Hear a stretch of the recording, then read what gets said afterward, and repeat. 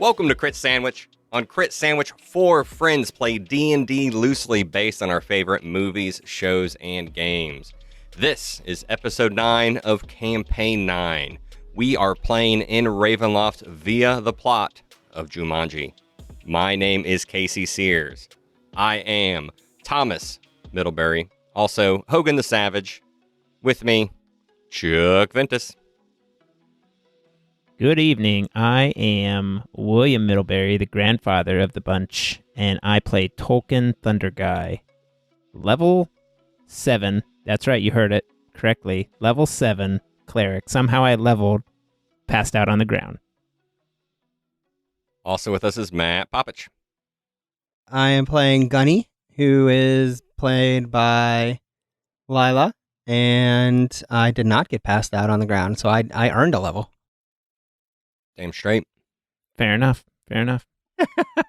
You did great. You healed. You were a hero. I'm teasing. I'll save him for myself next time.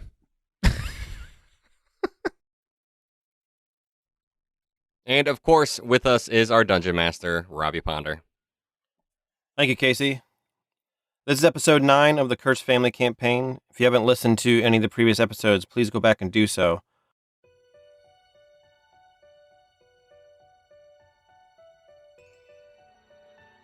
The party is currently at top of the windmill, and Tolkien is currently stabilized while Gunny and Hogan found 2 children. 1 boy and 1 girl, both holding on tightly to Gunny. The girl's name is Gertrude, and the boy has not spoken. Also, Hogan found a flashlight, and while shining it around the room, he flashed it on himself, changing his flesh back to Thomas. Lastly, you guys leveled up to level 7. Do you guys have anything else you would like to add? Is that a fleshlight? Yeah, it's a light. It's a light that changes your flesh.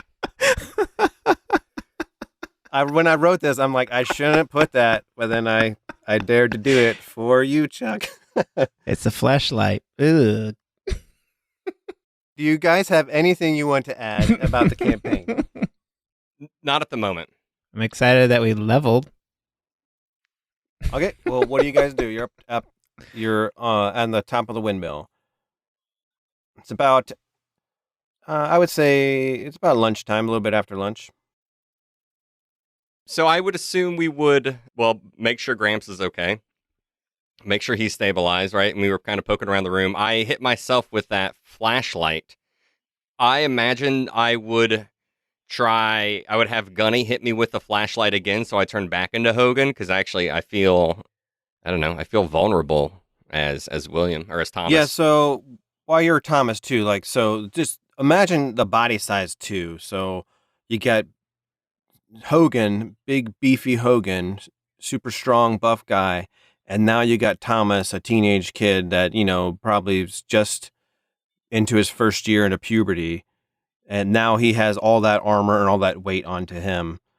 Then Gunny goes and shines the flashlight back on Thomas, and it doesn't do anything. Oh, wait, I'm stuck? Thomas says. Gunny's face, it goes stark white with fear.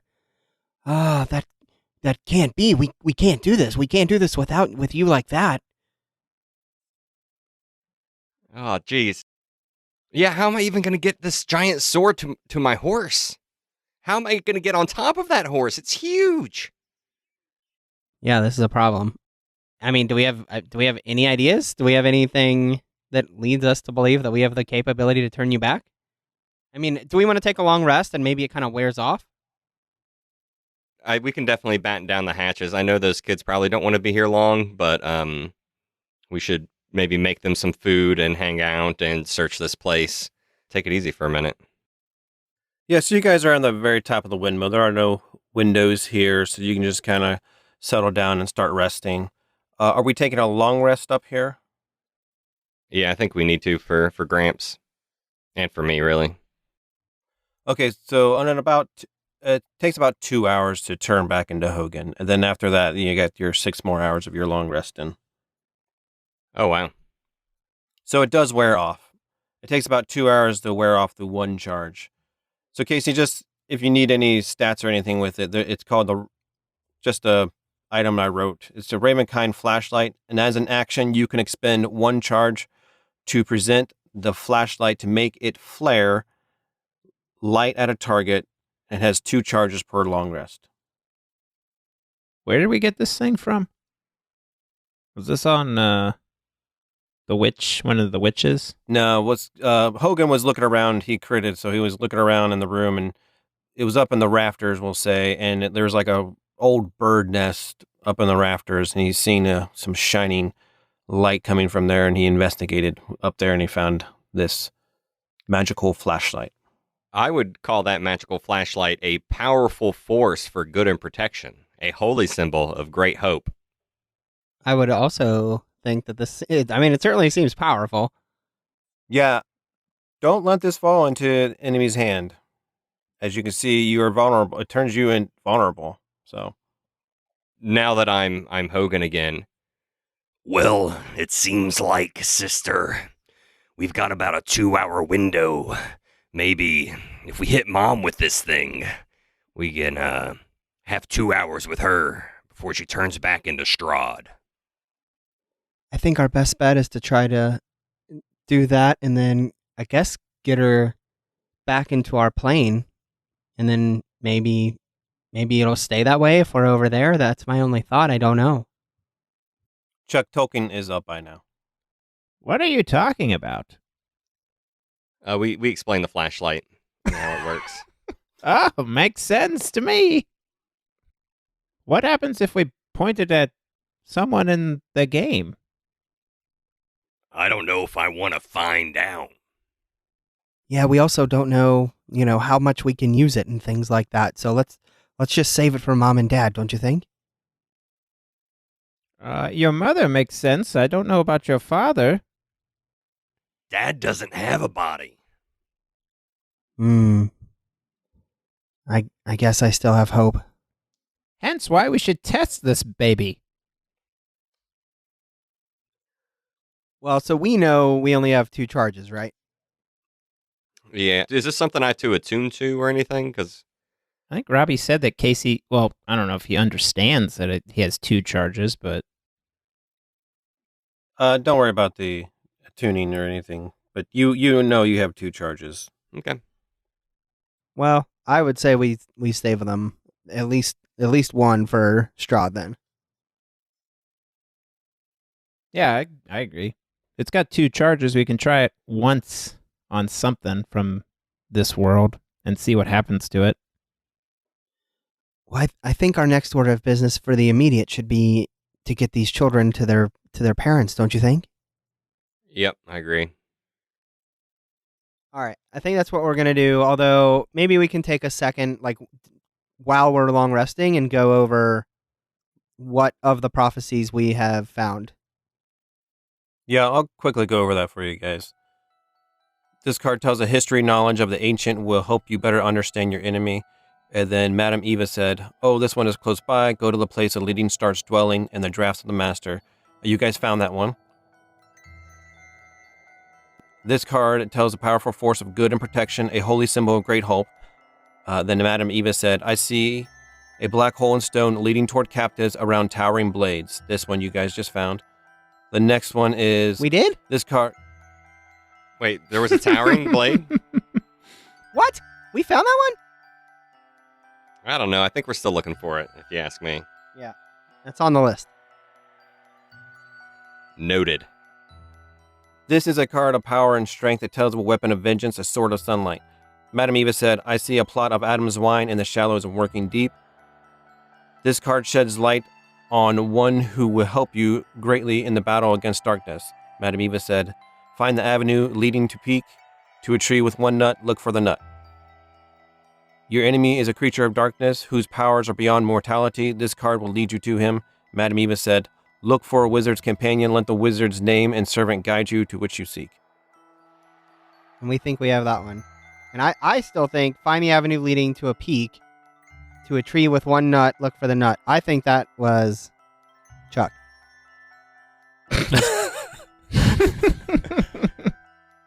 Yeah, you guys were up there investigating this one before in like an apple orchard area. Yeah, I think that right. The ally is the wolf kid, right? So we've gotten 3, right? I think so. Feels like it. We think so. So, a plot of Adam's Wine in the shallows of a working deep. Yeah, that's where we got to go because the last one is how we find Strahd. Do you feel the wolf helps you greatly in the battle against darkness? Do you feel that the wolf helps you greatly? No, Oh boy, here we go again. we got to go back. We We're got on to go another back to the side mine. quest.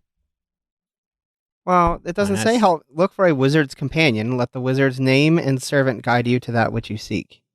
It doesn't say help you greatly, or anything about. Oh, you're looking at a different one, Matt.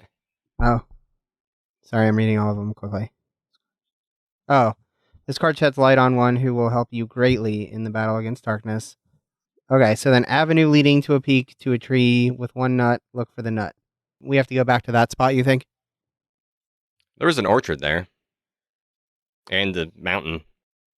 We just said, oh well. No, you guys were kind of up there, and you didn't want to go too many side quests, I think, because you just got done with the mine, and then you're like, let's go, and because I keep hinting to you guys to follow the path that is marked, and Ismark kept telling you guys that he wanted to leave, so then you guys finally listened and went to the town. So you haven't fully gone up to the mountain Alpsy. Well, I guess that's what we're doing. Unless I'm wrong. You guys tell me. That sounds fine. But let's take the kids back first, and then Yeah. whichever one's closest, we can hit up that way. I would assume where the tree was, by the cave, maybe, because that's where we came from when we first went to the town. What? Isn't that correct? Weren't we at the cave with all the wolves and That was the mine. or the mine, Yeah. the black hole in the stone area? We can head back there Come on, Chuck. We are there. with all the captives inside that are under Strahd's control. Mm. Bazinga! All right, let's return these kids, and then let's go looking for the plot of Adam's Wine in the shallows of a working deep, which I think actually might be the water factory. Plot of Sounds Adam's. good. It's either the Alpes, the Schwannies, or the water factory. It's got to be one of those 3. But working makes me almost think of water factory. What is a water? Do we know what a water factory is? It's a water bottling plant. We went over that before. Yeah, that's where they bottle it. So like the snow and the ice up in the mountains melts, and then you just get pure melted ice water from the mountain that comes down from a river, and there's a factory where they bottle it. They don't even have to run any filters on it. It's just mountain ice water. Perfect water. Yeah, The good shit. yeah. And this is what your guys' town is known for: is having this water factory and turning it and distributing it around the world. None of that fluoride to mess up your brain. That's right. All right, so we head back to town. Yep. Okay, so let's just go over what time it is for you guys. Because if you long rest it, then it would probably be about midnight. And I want to make sure that I would say that you guys just wait till morning time to leave. You completely rest. Yeah. So you guys go into till the morning time, and you guys wake up. And what do you guys do? Make sure Grandpa is okay. Right? He lifted the night and all of his... It's a kind of a weird thing, right? For us, for all of our wounds to heal overnight in just 8 hours. Is this a weird feeling for us, Robbie? Yeah, sure. Your D&D characters would definitely be used to it, but William, Lila, and Thomas, they would not be used to something like that. I tell you what, as Hogan, I've never felt so damn good after getting a solid 8 hours of sleep. I'm fit as a fiddle here. You were like Lacerated. Yeah, what's your Joker face look like at this point? Like, what the hell's going on with the slash on your face? I forgot about that.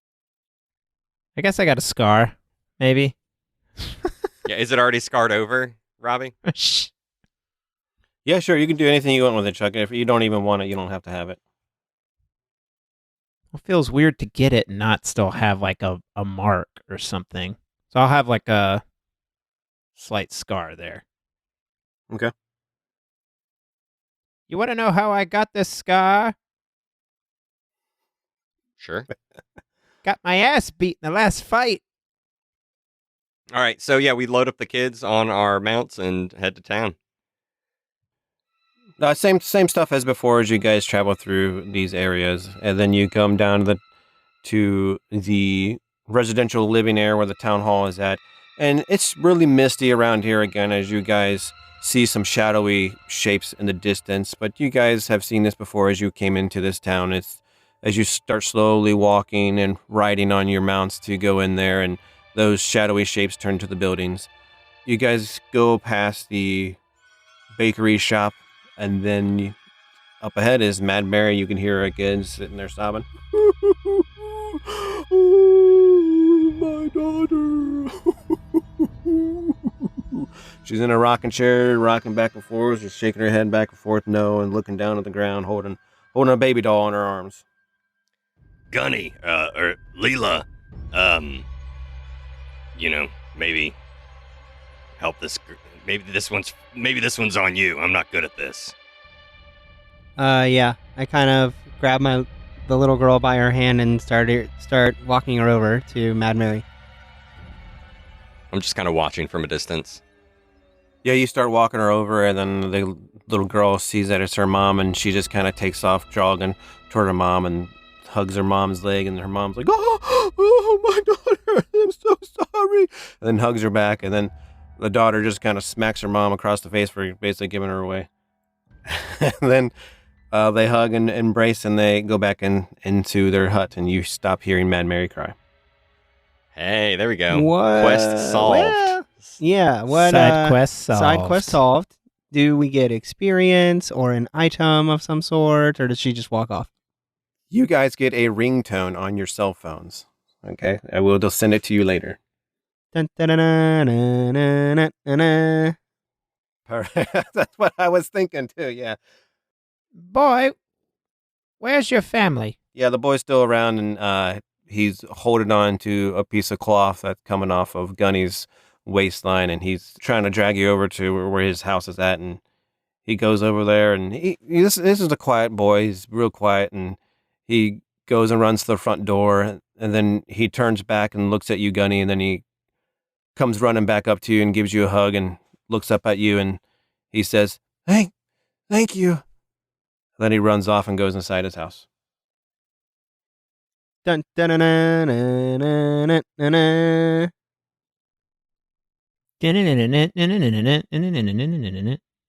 What? Oh, never mind. What is that from? Isn't that? Aren't you An doing Final extension? Fantasy VII? Well, many of the Final Fantasies. It's the victory music. It It doesn't go like that. Yeah, it's. I see you where know you're it. going with that now, but now that was. Okay. It goes like bum ba da da da da da da bum dun dun bum bum ba dun. All right, that's Final Fantasy X right there.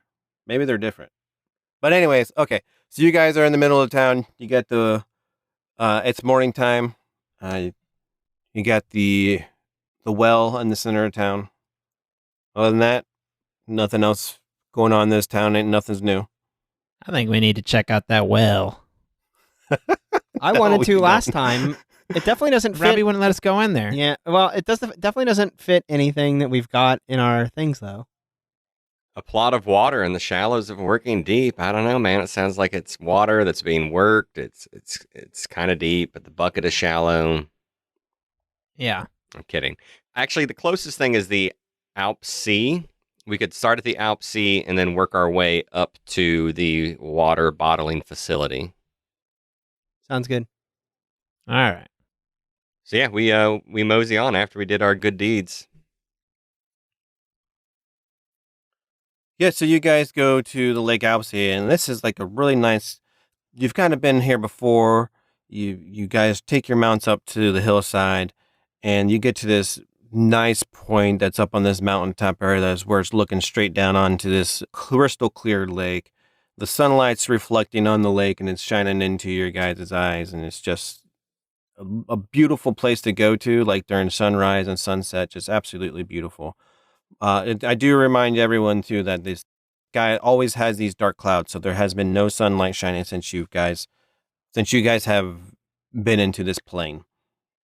So while we're up here from a good vantage point, can we just kind of look around and breathe it all in? Maybe look for an avenue leading to a peak, to a tree with one nut, to kind of just take in the lake itself too. To, I don't know, shallows of a working deep, right? Because that's those, shallows and deep. That's kind of opposite. So if there's anything that I don't know, anything that stands out to us, I guess, while we're up here.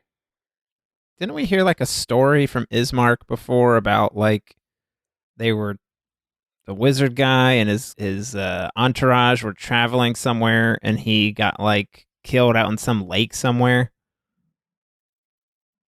It was a story I told at the beginning. It was like, Oh, okay. So we didn't actually hear that. yeah, it was just something I told. I was trying to set the mood during that episode, but then I got disconnected, and then like the mood was lost. So you guys kind of look around, Casey, and you guys all been here before with your mom. This is a famous apple orchard that you guys could probably go to during Halloween time and pick some apples or something. There's a trail that's leading up to the apple orchard. And you guys have looked around here before at a distance of, like, most of the trees are dead here.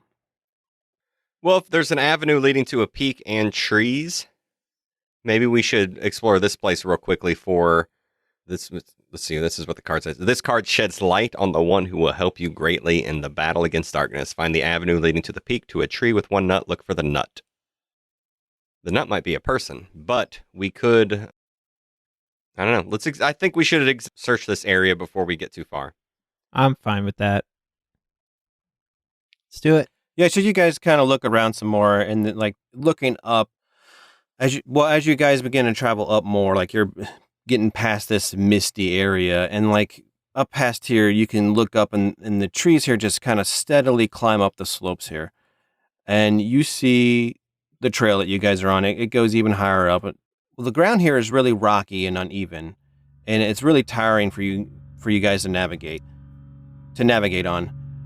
Like, even the wolves avoid this neck of the woods. And soon you climb above a blanket of fog that engulfs the valley. Dark thunder clouds roll overhead, and you see an elk. This massive elk with huge horns standing on a rocky spur about 60 feet away. And suddenly, it assumes the form of a man in tattered black robes. His hair and beard are long, black and streaked with gray, and his eyes crackled with eldritch power. And as he's 60 feet away from you, then he walks across and he goes into the tree line. Hark! Hark ye, traveler of the hill mountain. Gunny gives him a thumbs up, like, and gives him a wink, like, nice. I'm trying to blend in. That was good. That was really good. Let's see what he says. Well done. So I assume he doesn't say anything back to us or yell back. I know he disappeared into the woods, but we're yelling after him. Yeah, he disappeared into the woods. You know what? I'm going to hop off my horse and, hey, if I use the dash action, difficult terrain doesn't cost me extra movement because I'm mobile. So I will just across this rocky, craggy terrain towards the wood line this guy disappeared into. Yeah, you disappear into the wood line. You're making somewhat of a noise, and you would think that he would hear you, but he just continues walking on. It looks like he's limping around, has this long cane, probably too long for him, that's made out of this crappy-looking wood. It seems like he just picked up at a random spot. He's leaning on that as he's walking, just walking along next to ignoring you. Hark ye, weary traveler guy. Madam Eva foretold us meeting in the cards. It is destiny. Hark, be our friend, and maybe we'll take down Strahd. Hark. So about how close are you getting to him now when you're saying this stuff? I mean, is his back to me? His back is towards you. You know, I'm probably still a good 50, 60 feet away, shouting at him. You say Madam Eva, and you can tell that his body kind of shifted some as you say Madam Eva. And then he starts mumbling, too. Give me, like, an investigation check if you want to hear what he's mumbling. Sure. That's a solid 7. This guy's an elf? Do we know what he is? He's a human. Oh. He was an elk, but then he transformed into a human. So you just hear him mumbling, being hunted, being hunted, being hunted, oh yeah. Low druid friend, if you want to talk, And I'll keep getting closer. And then I don't know if Gunny and Gramps are following me or not. I'll walk up with Hogan, but I'll say, easy, boy. Easy. This one, there's something wrong with this man. we're travelers from distant lands, and we are new here, and we have questions that we seek, but perhaps you have answers? Question mark. He turns towards you, and he just kind of glides his hand over as he looks at you guys, and he, as if he's trying to feel you guys too. Like he can't believe that you're there. He's trying to use all his senses, and he starts smelling the air. Trying to smell color. Okay, taste the mist in your mouth. Do you see it coming? The barbarian didn't ask. He didn't ask. What other spells can hurt further? What other spells? Being hunted. As he looks left and right, he starts saying, being hunted. No, you can't have me. You evildoers, you, as he starts pointing at you guys, evildoers, you cannot have me, no. We're not hunting you. There are evil agents everywhere. Over there. Yes, look. Over there in that tree. Yes, you see them. Over there. Yes, everywhere. E equals MC squares. E equals MC square. The range of a fireball is 150 feet. But if it creates a 20 feet radius, is it not the range of 170? Is the range not 170? I don't remember anything. Only that evil is after me. Wait, are you from Earth? Do you know the rules of D&D? I'm trying to smell the color. Can you smell the colors? Can you smell them? No. Did you know my mage tower during the summertime? It's 15 centimeters higher. Only during the summertime, though. I don't know. Can I? I'm trying to just even persuade him to just talk normally. I don't know. Yeah, I'm going to go ahead and cast Charm Person. He needs to make a saving throw, Robbie. So a 16? That is the exact save he needed. So you cast a spell on him, and then he's going to... It's wisdom, right? I don't know if you have his stats or anything, but... Yeah, it's wisdom. Let's go ahead and just roll initiative, please. Oh, no. 9. 21 for Hogan. 23 for Gunny. So I am going to let him go first, even though you guys rolled higher on initiative. Just because he's getting ready to cast a spell. He's going to turn toward you guys, and he's going to put his hands together, and he's going to expand them out, and then push forward, and this cold blast just erupts from his hands as he casts Cone of Cold on you. A blast of cold air erupts from your hands. Each creature in a 60-foot cone must make a Constitution saving throw and take 8d8 cold damage on a failed save, or half as much on a successful one. I got an 18.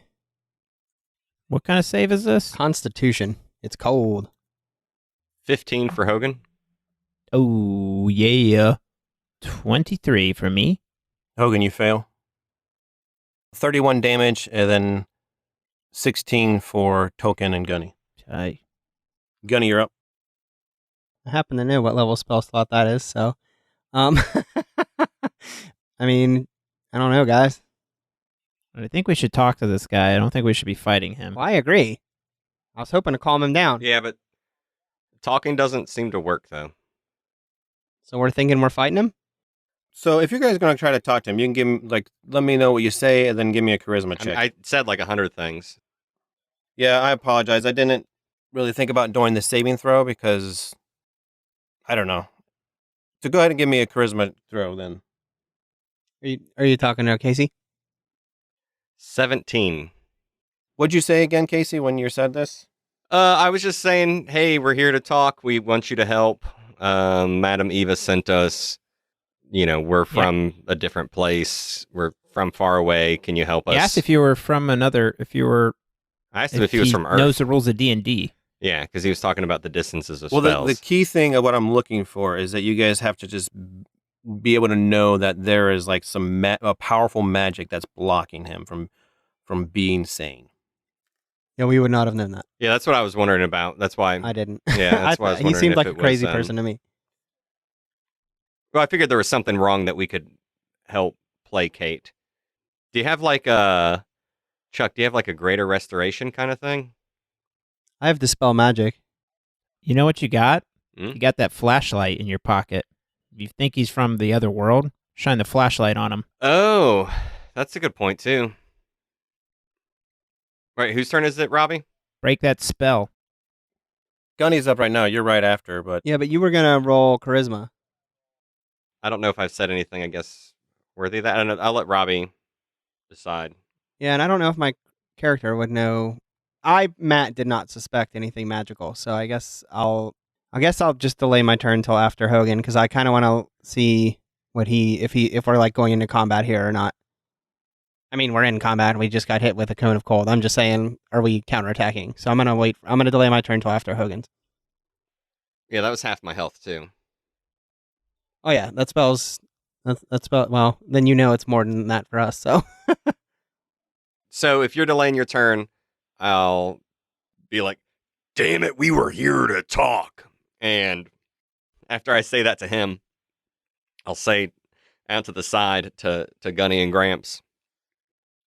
Guess we get to find out what this does on the locals. And I shine the Ravenkind flashlight at him.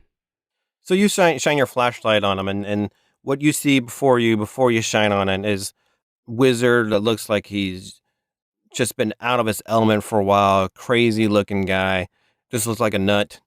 His hair is really straggly and not been combed in a long time. Looks like it's starting to turn into dreadlocks. It hasn't been combed.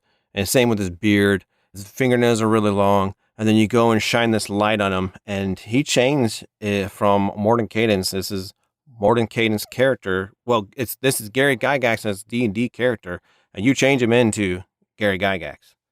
So now what you see before you is a 25-year-old looking Gary Gygax, nice and has his hair, has a somewhat nice looking beard, shaved on his neck, glasses.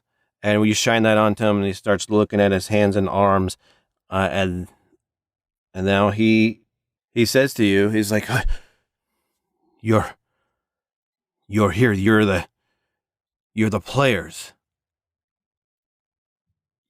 I look down at the flashlight.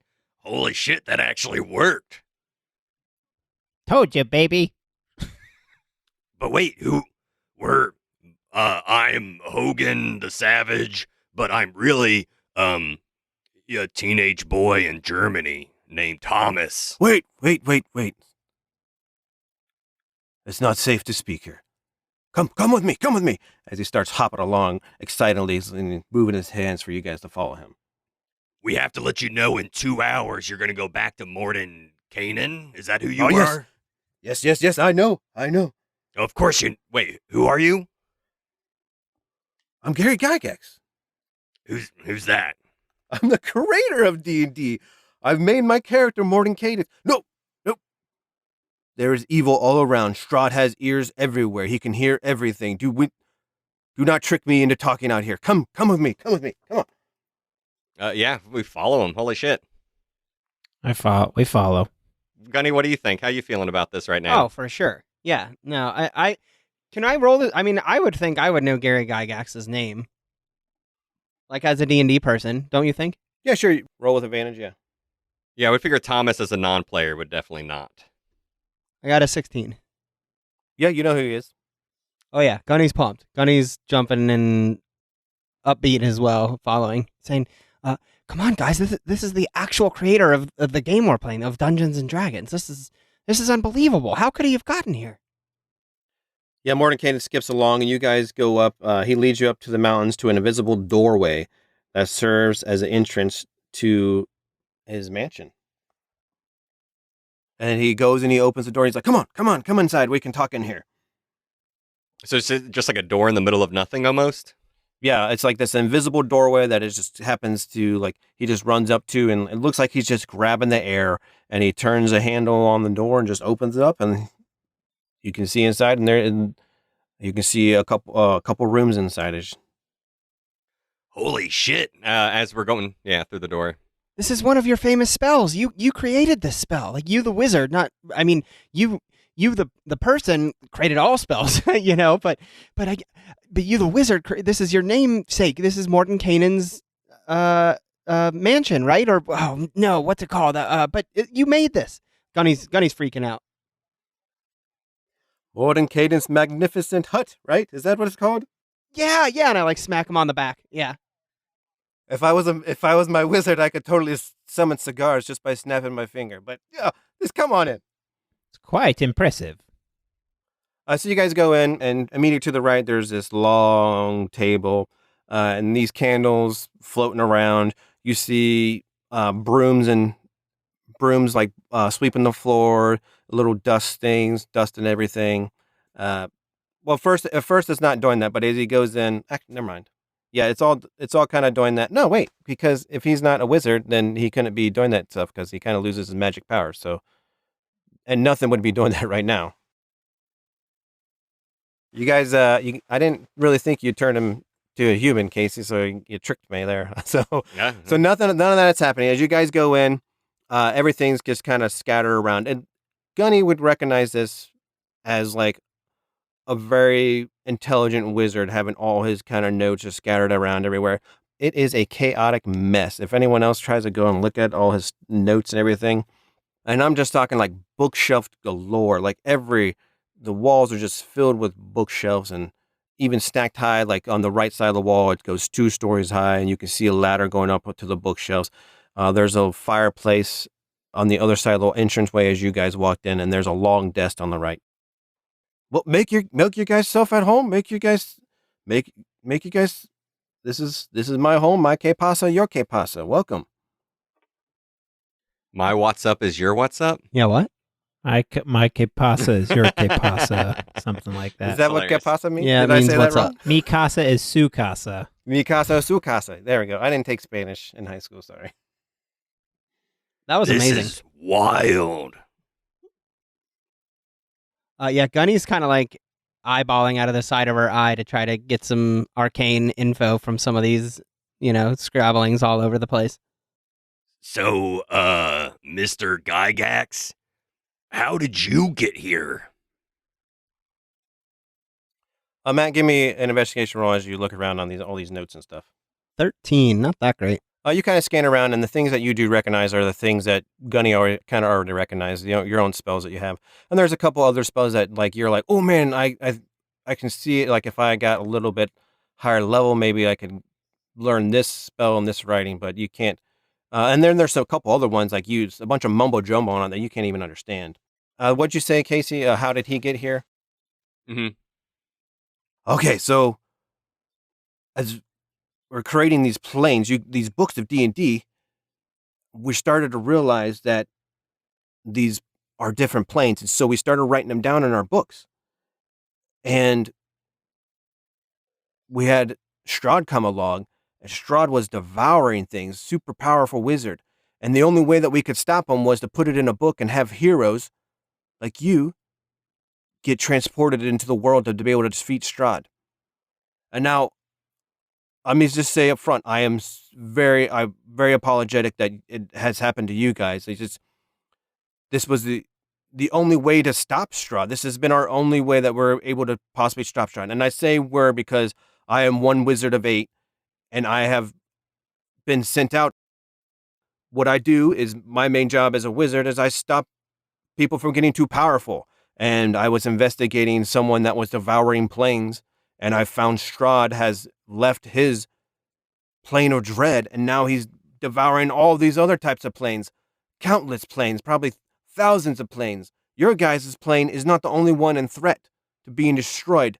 Thousands of planes have already been destroyed, and Strahd is getting more and more powerful as time goes on. And the worst part about it is he knows each step of the way. He knows what we got to do to be able to defeat him. And if you made this game, but you didn't kill him, what chance do we got? I didn't get to kill him because I was betrayed. What do you mean? Betrayed by who? By Ismark. By Ismark. That bastard. If I ever see him, I'll probably give him a good one, a little cone of cold right on his face. Ugh. I don't think you'll need to worry about that. Now pull out Ismark's sword. Or rapier, whatever it was. He fell. He fell. Huh. That's... As much as I talk bad about him, I actually am not happy that he did fall, but he did set us up to fail as I made this precise and exact plans of being able to defeat Strahd before the players even arrived into the game. You guys. Because once the players get into the game, then it's even harder to destroy him. So I will explain to him our whole story so far about our mom and how we got here, and about our dad being Teddy Bear, and, our relationship, where we've been, what we've done, what magic items we've collected. Ask him how he can help us. I would love to fight on your guys' side and help you collect these other items that you need. I will be happy to accompany you and aid my spells into whatever you need. How about a healing spell for 31 damage? He gets some healing potions out, and you get healed back up to your max HP, and each one of you can add an extra greater potion of healing into your inventory. Nice. Is there going to be a better way for us to communicate with you when you turn back into your wizard form? Because it was quite difficult before. I think that any spells that were in effect on me when I was a wizard, they will automatically be canceled out once I turn back into my wizard form. Well, he wrote the rules. So what do you think we should do next? We were okay. I assume Casey told him about Madame Eva, and we'll tell him what progress we think we've made. Mm-hmm. We don't know this plane quite as well. What guidance do you have? He'll say to you guys, he's like, well, with all these notes and everything you guys got, then why did you guys go to the mine? We're not actually that good at Dungeons and Dragons. Yeah. And a lot of things look like black holes, it turns out. It's so true. So many black holes. What? So he'll just kind of, you guys will talk about it. And what Casey said before about the water factory being in shallows of working deep, Mordecai to sound like, yeah, that sounds like a good place to go. I don't know. This is amazing. This is cool. I think Hogan and Thomas are feeling the most hopeful they've felt since being here. I'm going to ask, so obviously this worked on you, but I'm sure my brother told you that Strahd is our mom now. Do you think the flashlight will affect her? And if so, how? So these items, they always change no matter what plane I go into, yes? And then you kind of catch him, because he hasn't brought it up before, and he kind of didn't mention it before, but he has been attempting to kill Strahd for a while, and has failed a few times. And I'll ask him, like, what happens every time he fails? Does Strahd just move to a new world, and then there are new heroes and stuff? Yes. I have to ask how many times Because that's scary for us. His success rate's pretty bad. He'll lean back into his chair at his desk, and he'll pull out a pipe, and he'll start packing his pipe and start smoking from his pipe, and he'll offer some pipe tobacco to you three if you want any. They're not old enough, but I'll take some. He'll look at Tolkien and say, "Are you, you're the grandfather? Are you the one that watches over these two young ones?" I am. These are my grandchildren. He'll lean in towards you, and he will cast Whisper. He wants to talk to you directly, and only you. Should we take off our headsets? I can take off my headset. No, you can leave them on. Or it might not be Whisper. It might be Message or one of those. I think it's Message. I think Message is the higher power one. Message, you can talk back, I believe. Is he in his wizard form yet? Oh, that's right. Dang it. Can't cast spells as Gary Gygax. Thanks. We've been talking for a while. Why are you whispering to me? Oh, man. I never thought you guys would turn him into a human, but there he is. He's human. Yeah, we'll just say that you guys have been talking long enough for like a couple hours for he can be turned back into a wizard. If you want. Is he going to be crazy? Sure. He would not be crazy. All right. I'm just making sure. I asked him that question before, and then about communication, yeah. I know. I just want to make sure. And I'm kind of forcing you guys into it. Well, I'm not really forcing you into it, but if we have to go back to anything as him being in human form, we can feel free. We can backtrack if we need to. He's back into his wizard form, and instead of making a pipe tobacco, he'll put his fingers together, and he'll just pinch the air, and then draw a line straight down, and then right there, there's a thin cigar that just forms, and then he will offer you guys a cigar. Hogan just takes it. He thinks smoking is cool because it's the 80s. Yeah, I feel like Gunny would not think that. Take one. I think I would politely decline. After a few, really poorly over puffs, Hogan just goes, and just starts coughing the most horrible, guttural cough you've ever heard. I'll pat him on the back and to say, don't inhale it, don't inhale. Sorry. Boy, what's wrong with you? First time. So going back to the message, Chuck, you and him can talk back forward. And he leans forward and looks directly into your eyes. It's kind of an awkward moment. And he says directly to you that there has been times where I have successfully, well, not just me, with a party of adventurers, have successfully destroyed Strahd. But it's not so much defeating Strahd that is the problem. You must defeat the dark powers that is Strahd's curse. As I have before defeated Strahd, the dark powers need a body to torture. And I have yet to find someone that has taken up that sacrifice. I'm telling you this ahead of time, Tolkien, William, Middlebury. I'm telling you ahead of time because once we destroy Strahd, it will be a decision from you three. If you want to make that sacrifice, one of you three will have to take the place of being tortured by the dark powers. Can I answer somebody back in message? I don't know if I can. Yeah, you can answer him. I'll just nod at him. Like, when Gunny and Hogan aren't looking, I'll just nod like, I understand what you're saying. I guess I would say, how do you, in the message form, I don't know if I'm limited to words. When will I know it's time for someone to assume the darkness or take over? When Strahd is fully defeated. Oh, I see. Did you have anything else to say to him privately? Nope. I don't think so. So he'll lean back in his chair and the spell is broken. And he'll talk to you guys again about, because the last thing you guys were kind of talking about was that he has failed before, of how many times he has failed. And he'll reply back as he's spoken in his cigar. I can't remember to count it anymore. I mean, Remember getting up to 10? I know it's embarrassing to admit that I have failed that many times. And he'll kind of look at Tolkien as he says that he has failed that many times. I'll make a note in my book or my scroll that I have saying Gary Gygax failed 10 times plus. Yeah.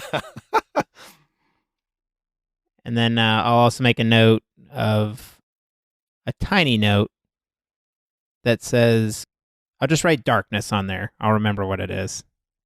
Okay. He'll point around in the room. Morton Cadence will point over to this shelf area and he'll say to Gunny, if you, there's something in that bottom drawer for you if you want it. And then he'll point over to Hogan and he's like, yeah, there might be something in there for you if you want it.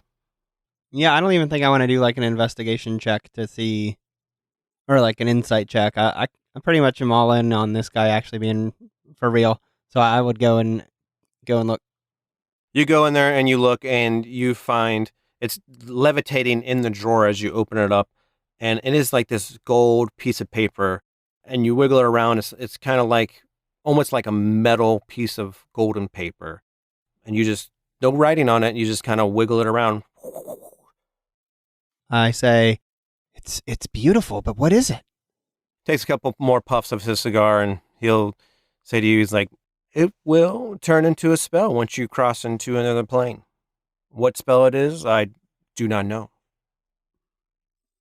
I think I know just the place. And I take it and I put it in my backpack. Okay. And I'll go to, was he pointing at a different drawer for me? Yeah, it's a different drawer for you. I'll go to it.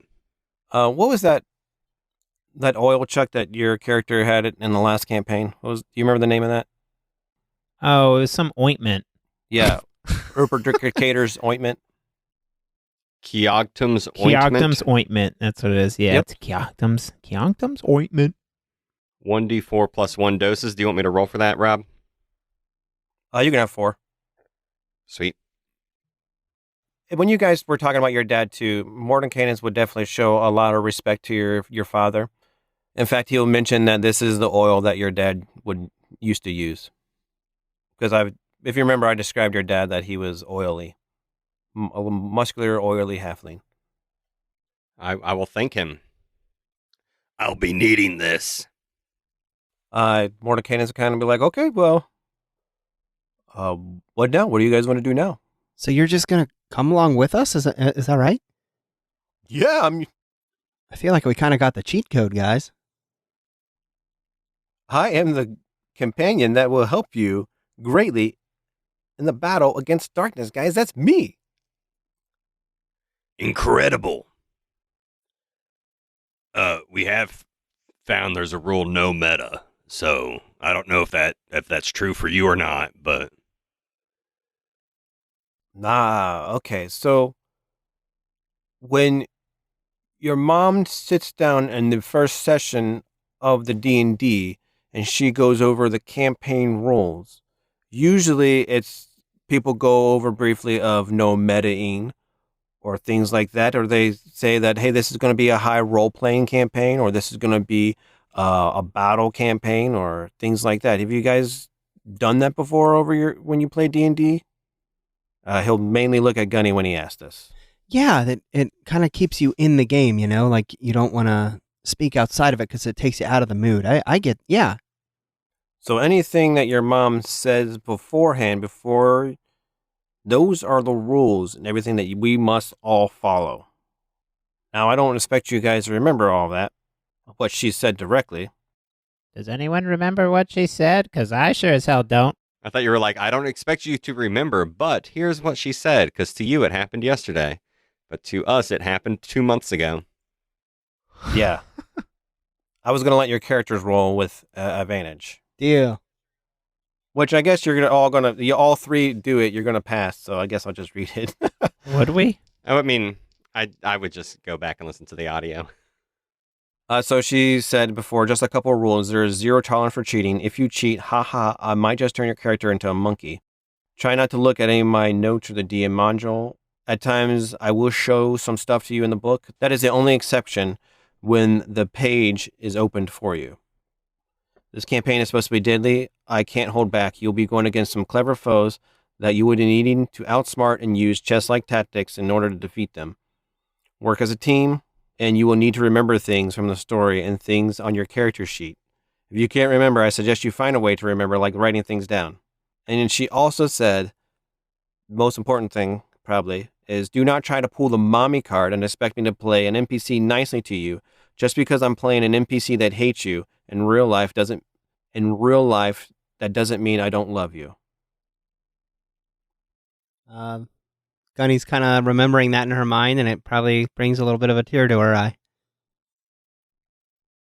Morton Cadence will mention that he's helped players and companions and throughout his wizarding in the different planes, he has not come across a family of D&D players.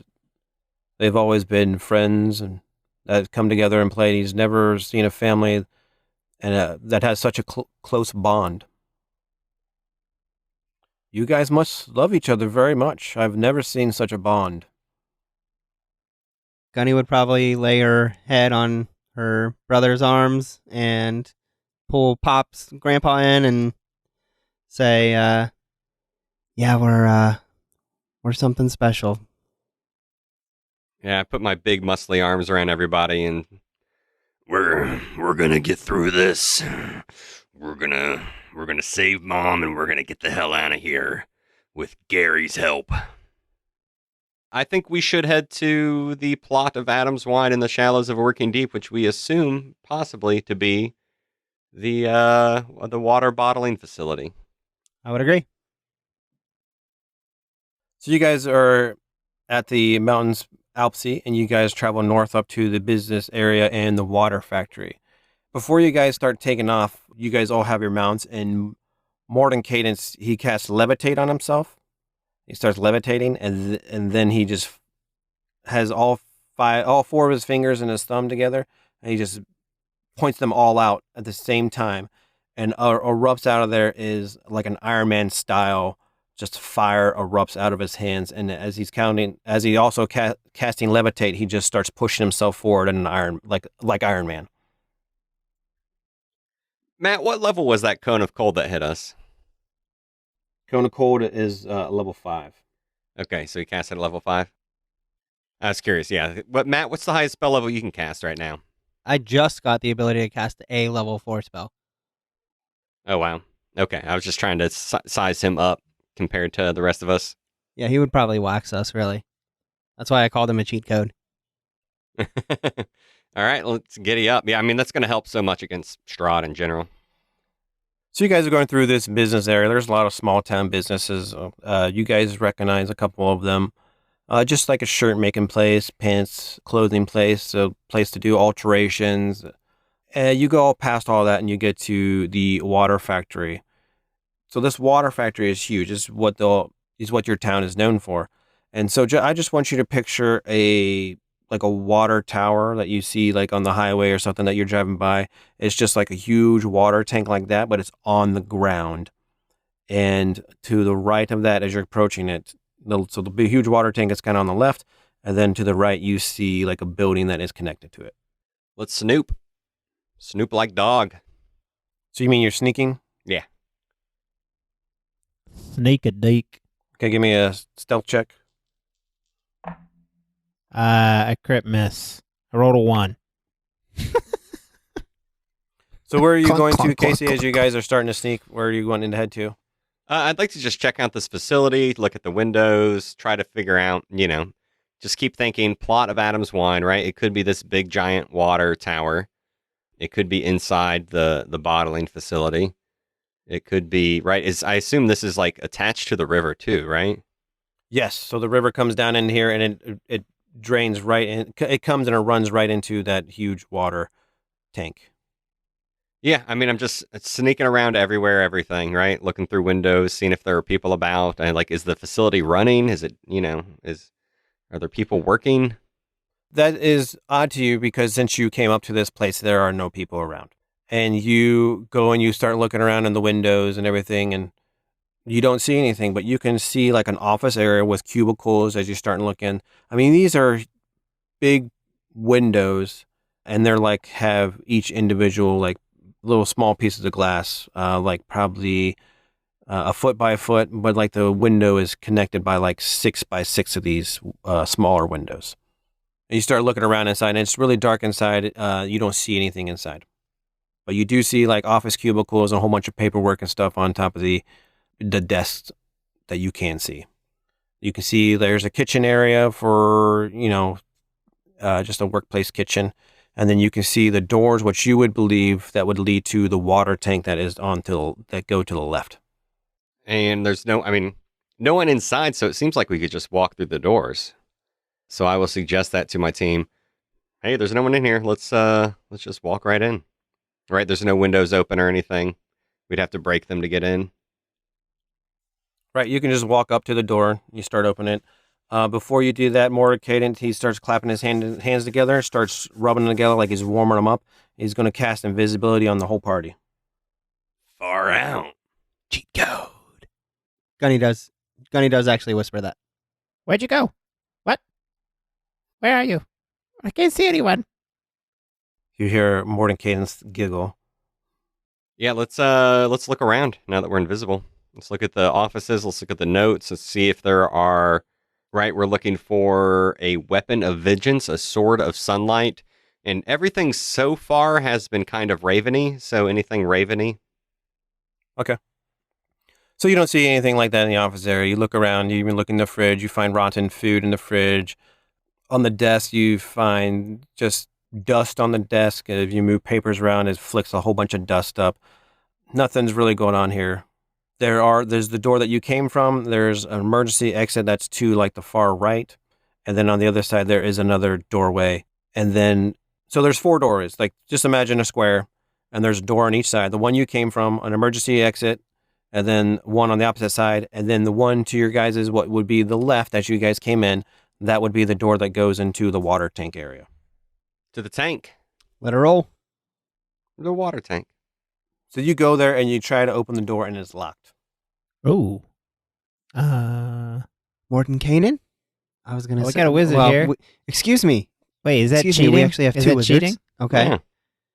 Yeah. We got a real wizard here. Let's ask him to unlock We got a real one. Well, We so got I a real know wizard. of the spell, but I don't happen to have it with me. I'll like pretend like I'm flipping through my pages, like even though So I know you're- full well.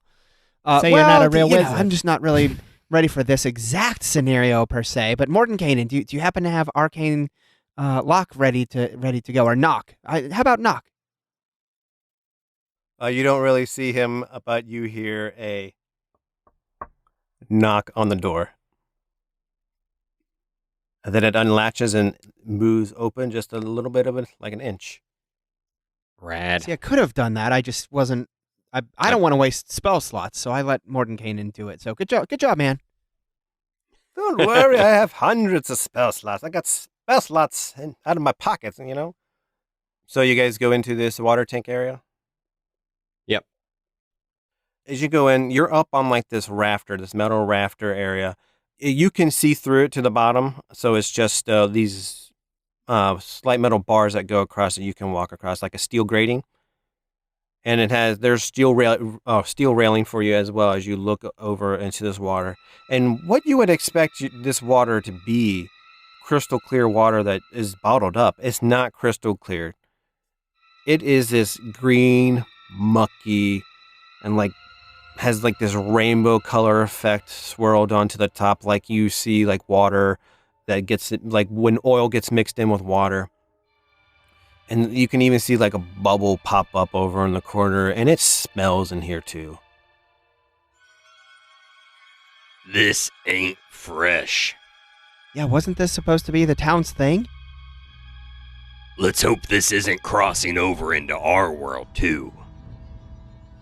All of a sudden, you guys see like the water just kind of splash, and it's thicker than what you normally would think. And then it kind of just splashes over up on the other side, on the left side.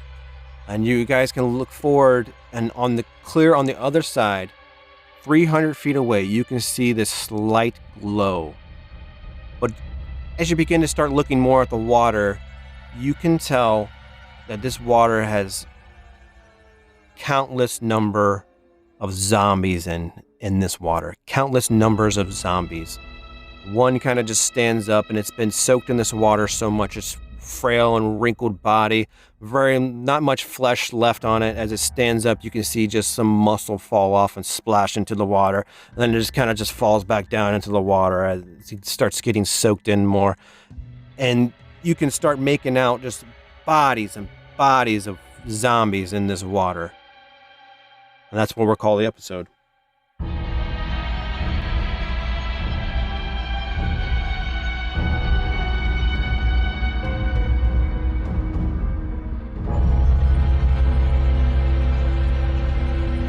I was gonna say I start doing the Ace Ventura, like up on the bars, like I'm sneaking around. Nice. The dude, that's crazy, Gygax. Yeah, right. I love that. Making an appearance. Cool. Yeah, well, it was funny because I was planning on having, there's like a couple heroes you can pick from the book to have in your guys' campaign, and I was just, let's just do Mordekainen. I like that name. And then I'd be like, oh wait, what if they turn him into a human? I was like, I guess that can happen, and then it did. That's rad. But also, if you guys remember from the town, the well in the town, people that were drinking from the well were getting turned into zombies because there were zombies down in the well water. So now this water is soaked, and they distribute this water worldwide. So worldwide, people are going to be turned into zombies. Worldwide. Yikes.